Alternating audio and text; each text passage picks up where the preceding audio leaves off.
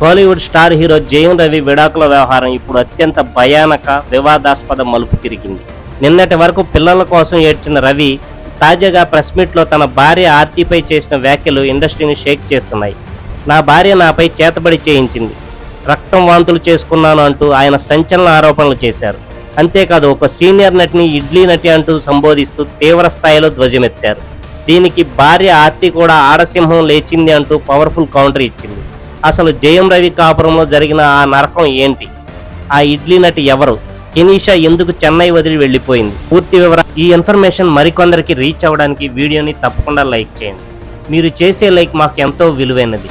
ఇలాంటి మరిన్ని అప్డేట్స్ కోసం సబ్స్క్రైబ్ చేసి ఆల్ నోటిఫికేషన్ని ఆన్ చేసుకోండి. తమిళ ఇండస్ట్రీలో మోస్ట్ లవ్లీ కపుల్గా పేరు తెచ్చుకున్న జయం రవి ఆర్తిల బంధం ఇప్పుడు కోర్టు మెట్లు ఎక్కడమే కాకుండా పరస్పర ఆరోపణలతో రచ్చకెక్కుతోంది.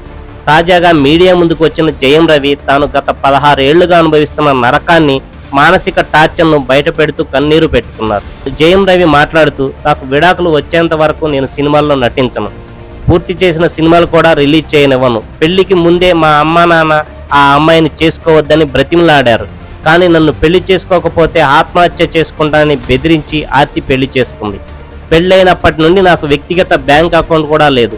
నా కష్టార్జితంలో ₹1 తీసినా ఎందుకు తీసావని ఫోన్ వచ్చేది. నా పిల్లలకు ఒక్కొక్కరికి 50 లక్షల ఫీజు నేనే కడుతున్నా, కానీ ఇప్పుడు నన్ను వెన్నుపోటు పొడిచారు.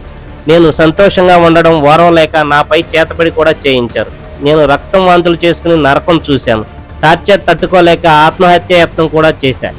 ఏదో ఒకరోజు చచ్చిపోతానేమో, కానీ నీకు మాత్రం నరకం మిగిల్చిపోతానంటూ భార్యపై తీవ్ర ఆరోపణలు చేశారు. ఇదే క్రమంలో ఆన్లైన్ ట్రోలింగ్ తట్టుకోలేక తన ప్రాణ స్నేహితురాలు singer Kenishaa Francis music therapy అన్నీ వదిలేసి చెన్నై విడిచి వెళ్లిపోయిందని జయం రవి ఆవేదన చెందారు. అంతేకాదు ఒక 3 అక్షరాల ఇడ్లీ నటి నా కుటుంబాన్ని నాశనం చేసింది. 3 నటుల జీవితాలను నాశనం చేసిన ఆ బొమ్మకు నా గురించి మాట్లాడే అర్హత లేదు అంటూ మండిపడ్డారు. నెటిజన్లు ఆ ఇడ్లీ నటి మరెవరో కాదు, ఆర్తికి సపోర్ట్గా నిలిచిన సీనియర్ నటి ఖుష్బూ సుందర్ అని సోషల్ మీడియాలో చర్చ మొదలుపెట్టారు. దానికి తగ్గట్టే ఖుష్బూ కూడా కొందరు తమ డిఎన్ఏను నిరూపించుకోవడానికి ఎంతకైనా తెగిస్తారంటూ ఇండైరెక్ట్ కౌంటర్ ఇచ్చింది.